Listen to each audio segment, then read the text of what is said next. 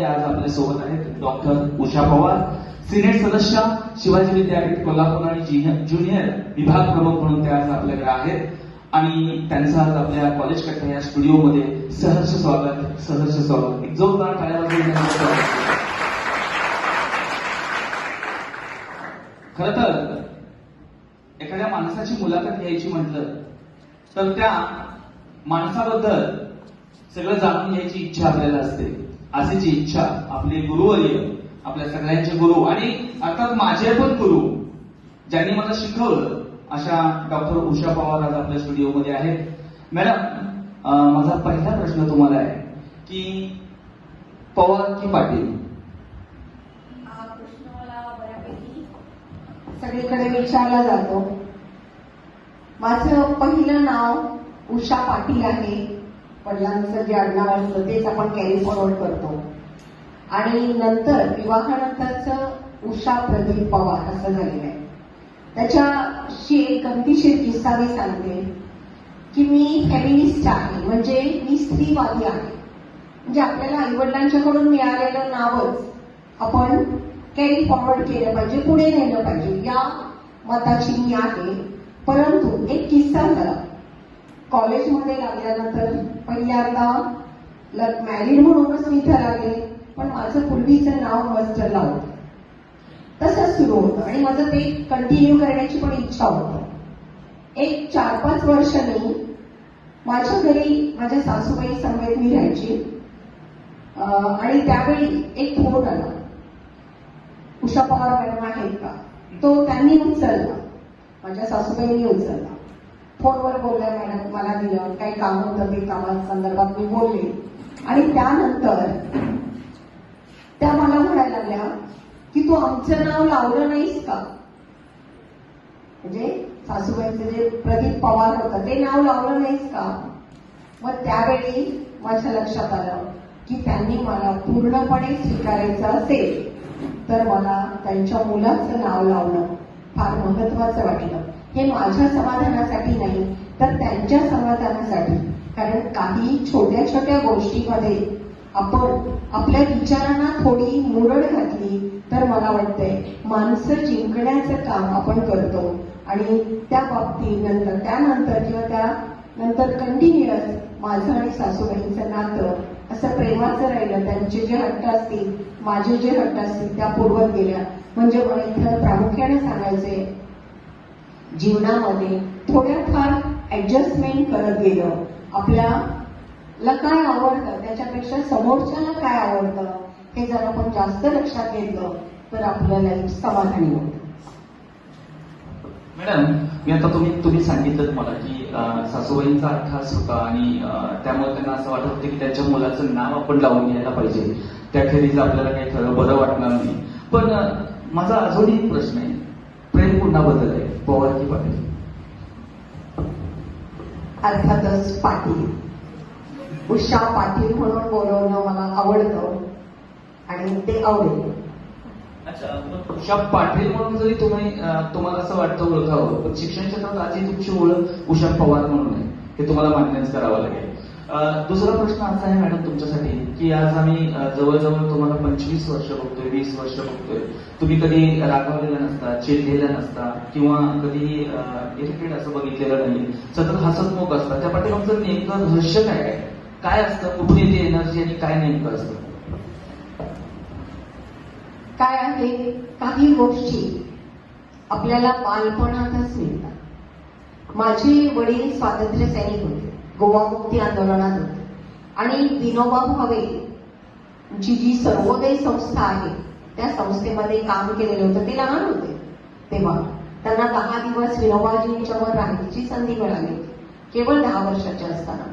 त्यानंतर गांधीवादी संघटना आहे सेवादल, त्या सेवादलामध्ये त्यांनी काम केले आणि सर्वसाधारणपणे सामाजिक वसा घेतलेले असं व्यक्तिमत्व माझ्या घरामध्ये होतं.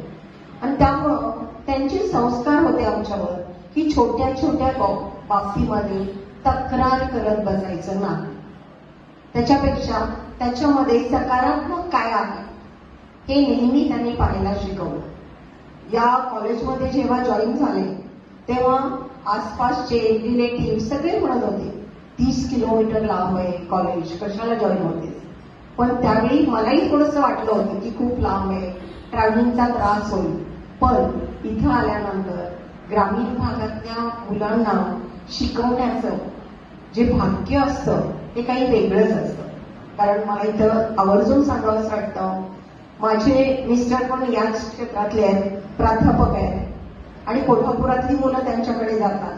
माधवारला भेटल्यानंतर, त्यांची मुलं भेटल्यानंतर, स्टुडंट्स भेटल्यानंतर good morning sir, how are you एवढंच म्हणतात आणि जातात. आणि माझी मुलं भेटली मॅडम करून जेव्हा ती माझ्याकडे प्रेमानं येतात तेव्हा मला फरक जाणवतो ग्रामीण भागातील मुलांचं प्रेम आणि शहरी भागातला औपचारिकपणा. म्हणजे ग्रामीण भागामध्ये चांगले संस्कार असतात आणि या संस्काराने वाढलेली ही मुलं आपण बघतोय आणि त्यांना शिकवताना तुम्हाला आनंद वाटतोय आणि त्यांच्याकडे बघितलं की असं वाटतं की यांच्यामध्ये एक नवी उमेद आहे, नवीन प्रेरणा आहे आणि या प्रेरणेने तुम्ही शिकवत असता.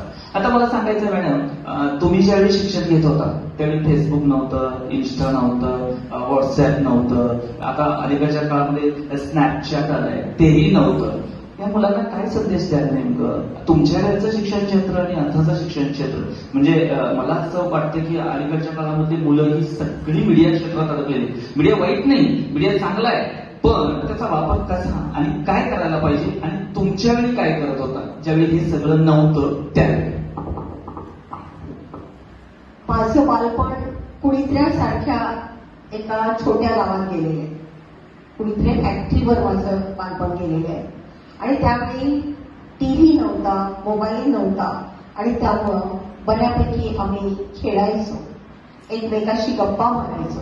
अगदी ट्रॅडिशनल खेळ जे आहे, लंगडी पळती असेल किंवा काचाकोड्या असेल, इतर जे काही छोटे मोठे खेळ असतील, इनडोअर असतील, आउटडोअर असतील, ते भरपूर खेळायचो आणि त्यामुळं एक पर्सनॅलिटी विकसित होती. आता आपण काय झालेलं आहे, मोबाईलच्या ट्रॅकमध्ये अडकले. असं मी म्हणणार नाही की सगळेच मोबाईलच्या ट्रॅकमध्ये अडकलेले, पण मॅक्सिमम मुलं त्या मोबाईलच्या मोहपाशामध्ये अडकलेली आणि त्यामुळे होतं काय, स्वतंत्ररित्या विचार करायची आपली जी प्रवृत्ती असते तीच खुंटून जाते. तुम्हाला प्रॉब्लेम यायचा अवकाश तुम्ही गुगल सर्च करता. म्हणजे आपल्याकडे जो उत्क्रांतीचा जो हे आहे, काय म्हणतो आपण त्याला, उत्क्रांतीवाद आहे, त्याच्यामध्ये असं म्हटलं जातं की आपण एक्स पासून पुढे संक्रमित झालो, आपला डेव्हलपमेंट झालं.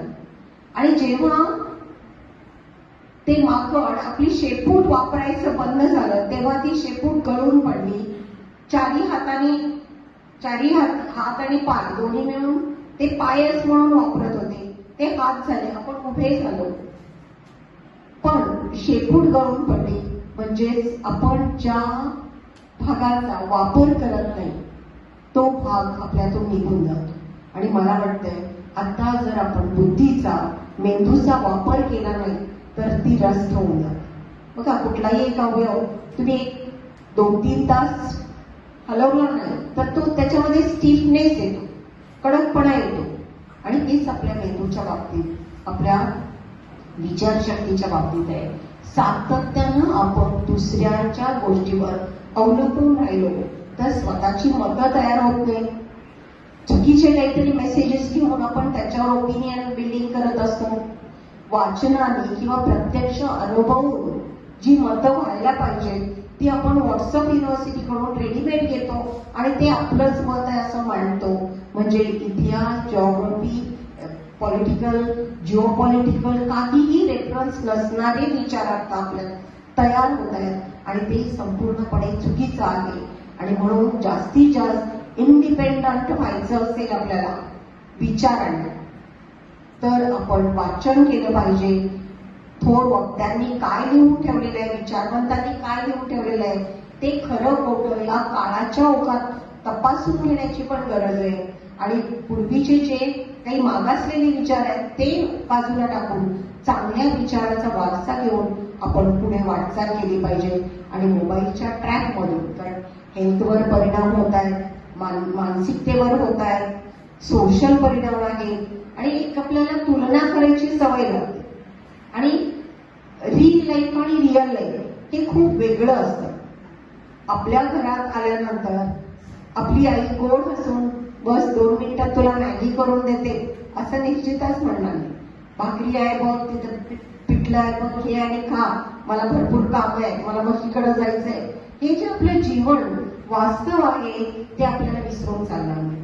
आणि त्यामुळे ते चकचकीत खोटं जीवन आहे त्याच्यापासून आपण लांब राहिलं पाहिजे. स्वतःच्या जीवनामध्ये समाधानी असायला पाहिजे, त्याच्यामध्ये विकास करण्याची ओढ असली पाहिजे. पण तुलना करून आपण दुःखी होता कामा नये असं मला वाटतं. तुम्ही आता सांगितलं की फेसबुक, इन्स्टा असेल, व्हॉट्सअप असेल, ट्विटर असेल याचा वापर किंवा गुगल असेल, तर आता हे ज्ञान जे आहे ते सगळं गुगलवरचं आहे, हे सगळं मान्य झालंय. मला सांगा, पूर्वीच्या काळी तुम्ही कॉलेजला यायचं, आता सगळ्यांच्याकडे सॅक आहे, तो वगैरे सगळं आहे. तुमच्या वेळी काय होतं नेमकं आता तुम्ही सांगाल. पण अलीकडच्या काळामध्ये मी काही दिवसांपूर्वी एक मोबाईल चेक केला होता एका मुलाचा. त्यावेळी कॉलेजला ये म्हणून त्याने एका मुलीला मेसेज टाकला होता. तर मेसेज कसा होता बघितलं, मी सांगतो तुम्हाला. त्या मेसेज मध्ये होतं ए क, इंग्लिश मधलं ए, मराठी मधलं क, इंग्लिश मधली टी, ए क टी, मराठी मधलं च आणि इंग्लिश मधलं ए. आता हा मेसेज त्याने फॉरवर्ड केला होता आपल्या मैत्रिणीला. त्या मेसेजचा अर्थ घरातल्या कोणालाही समजला नाही. मी पण थोडा शॉक झालो होतो. आणि ते मेसेज होता एकटीच एक. तर मॅडम हे आत्ताच्या काळाच्या पोरांचं आहे. तुमच्या वेळी काय होतं? एखाद्याला मग मित्राला सांगायचं, मैत्रिणीला सांगायचं उद्या कॉलेजला आहे, कसं सांगत होतं? मेसेजेस वगैरे देणं हा प्रकारच नव्हता. आणि आमचं को एज्युकेशन असलं तरी ग्रामीण भागामध्ये असल्यामुळे मुलं मुलींनी कॉलेजमध्ये किंवा क्लासमध्ये बोलायचंच नाही हा अलिखित नियम होता. आम्हाला कुणीही सांगितलं नव्हतं की मुलांशी बोलायचं नाही, किंवा मुलांनाही सांगितलं नव्हतं मुलींशी बोलायचं नाही. आणि मुलींची संख्या अतिशय हाताच्या बोटावर मोजण्या इतपत म्हणजे मी 12वीला असताना केवळ 5 मुली होत्या आणि बाकी सगळी मुलं होती. आणि त्यातलंही एका मुलीचं लग्न जानेवारी महिन्यात झालं, म्हणजे परीक्षा द्यायला आम्ही 4वीच राहिलो. आणि त्यावेळी मला आठवतंय एक गमतीशीर प्रसंग आहे. संक्रांतीचा सण होता आणि त्यावेळी तिळगुळ द्यायचेच, पण ग्रीटिंग कार्ड आम्ही एकमेकाला नातेवाईकांना वगैरे पाठवायचो, पोस्टाने पाठवायचो, राख्या पोस्टाने पाठवायच्या. आता मोबाईलमध्ये राखीचं हे घेतलं, इमेज काढली आणि पाठवली असं नव्हतं. आधी 8 दिवस त्या पोहोचण्यासाठी त्या राख्या आणायच्या, पाठवायच्या, ग्रीटिंग कार्ड आणायचे, पाठवायचे, असं छान गमतीशीर जीवन होतं. आणि त्या वर्गातल्या मुलांना, सगळ्या मुलांना मिळून आम्हाला ग्रीटिंग कार्ड द्यायचं. 4 मुलींना, एकटीला नवे दिले. आणि बरीचशी नावं त्यांनी अशी ती सगळी एक 40 मुलांची नावं लिहिली, वरती आमची नावं लिहिली 4वींची. एका मुलीचं लग्न झालं होतं. आणि ब्रेक झाल्यानंतर आम्ही निघून जाणार, त्याऐवजी बोलवायचं कसं हा प्रश्न होता. ती मुलं आली बेंचवर, ते कार्ड ठेवलं आणि पळून. आणि आम्ही ते घेतलं तर 40 जणांनी 4वींना एक ग्रीटिंग कार्ड दिलेलं होतं. म्हणजे इतकं त्यावेळी काय होती, खूप मर्यादित जीवन होतं. ते चांगलं की वाईट असं म्हणणार नाही मी, चांगलंही म्हणणार नाही, काही चांगले गुण असले तरी. आता मुलांमुलींमध्ये को एज्युकेशनमध्ये संवाद होणं गरजेचं आहे. कारण जेव्हा तुम्ही एकमेकाशी बोलता, फक्त मुलं बोलत राहिली तर एकांगी संवाद होऊ शकतो. पण मुलं आणि मुली बोलल्या तर मुलींच्या काही अडचणी असतील, मुलींचे काही प्रॉब्लेम्स असतील, तर ते तुम्ही समजून घेतले, किंवा मुलांच्या काही अडचणी असतील त्या समजून घेतल्या तर एक माणूस म्हणून तुम्ही एक चांगले ह्युमन बिईंग बनायला एक चांगली संधी मिळते असं मला वाटतं. आणि मुला मुलींनी बोललं पाहिजे, त्यांचा हेल्दी संवाद झाला पाहिजे या मताची मी आहे. तुमच्या वेळेचा किस्सा सांगितलं, पण मुलांना आता संदेश देऊन गेले की मुलांनी बोललं पाहिजे. कशावरती? इंस्टावरती, फेसबुकवरती, व्हॉट्सअपवरती की समोर? मेसेजमध्ये मला वाटतंय फारसं चॅटिंग करता तेव्हा ती पलीकडची व्यक्ती असेलच अवेलेबल, किंवा तिचे इमोशन्स कळतील असा काही प्रकार होत नाही. आणि त्यामुळं प्रत्यक्ष बोलणं फार महत्वाचं आहे. कारण मला जाणवते की फेसबुकवर माझे 1000 मित्र आहेत, 1000 फॉलोअर्स आहेत किंवा मित्र आहेत, आणि मी दवाखान्यात गेल्यानंतर एक सुद्धा बघायला येत नाही. असे मित्र काय कामाचे? त्याच्यापेक्षा 4च मित्र असावे, ते जिवलग असावे, आपल्या जीवनाला दिशा देणारे असावे आणि दोघांनी एकमेकांच्या संगतीनं डेव्हलप होणारे असावे असं मला वाटतं. तुम्ही सिनेट सदस्य आहात, ज्युनियर विभाग प्रमुख म्हणून काम केलेलं आहे. इंग्रजीवर तुमचं प्रभुत्व आहे, म्हणजे खूपच प्रभुत्व आहे. म्हणजे मी ज्यावेळी शिकत होतो कॉलेजमध्ये आणि आम्हाला असं वाटायचं की पवार मॅडमचा तास कधी एकदा येतोय आणि आम्हाला शिकायला कधी उत्स्फूर्तपणे शिकायला मिळते असंही वाटायचं. वाट बघत बसायचो आम्ही खरं तर तुमच्या तासाची, आणि इतर तासांना आम्ही बसायचोच नाही काही वेळा. मला सांगा, एवढं चांगलं इंग्लिश, एवढं चांगलं त्या इंग्रजीवर प्रभुत्व तुमचं, एमपीएससी, यूपीएससी, IAS अधिकारी सुद्धा होऊ शकला असता, पण शिक्षण क्षेत्राकडे येण्याचा मार्ग कसा निवडला आणि का? माझ्या पप्पांनी माझ्यासाठी बघितलेलं स्वप्न म्हणजे मी IAS होणं, पण दुर्दैवाने मी ते पूर्ण करू शकले नाही. काही माझ्या चुका असतील, काही परिस्थितीच्या चुका असतील. कारण त्यावेळी प्रिलियम द्यायला आम्हाला सांगलीला जावं लागलं होतं, MPSCची, UPSCची नव्हे. म्हणजे कोल्हापुरात तेव्हा सेंटरही नव्हतं, एवढे स्टडी सर्कल्स नव्हते, स्टडी सेंटर्स नव्हते. एकच पेपर अफोर्ड होऊ शकायचा. पण तेव्हा कामगार मंडळाचं एक क्रीडा मंडळ होतं, तिथं सगळे लोकप्रभा, इतर मॅगझिन्स आणि बरेचसे न्यूजपेपर्स यायचे, आणि ते जुने न्यूजपेपर घरी आणून मी वाचायचे. आणि BA झाल्यानंतर आपण MPSC, UPSC साठी ट्राय करायचं असं ठरवलं. पण सुदैवानं म्हणा किंवा दुर्दैवाने म्हणा, मी छात्रभारती संघटनेमध्ये सामील झाले. छात्रभारती संघटना एक विद्यार्थी संघटना आहे, सेवा दलाची कॉलेज लेवलवर काम करण्याची संघटना आहे. आणि त्यावेळी मी 89चा पूर आला होता, त्यावेळी चिखली, हे केरली इथं पूर्ण पाणी आलेलं होतं, आंबेवाडी वगैरे. त्यावेळी आम्ही त्या मुलांची वह्या, पुस्तकं वगैरे सगळी भिजून गेली होती, कपडे भिजून गेले होते, सगळे वाहून गेले होते. त्यावेळी आम्ही धान्य कलेक्ट केलं होतं, कपडे कलेक्ट केले होते, वह्या पुस्तकं कलेक्ट केली होती, आणि त्या विद्यार्थी संघटनेच्या मार्फत आम्ही ते डिस्ट्रीब्युशन केलं होतं.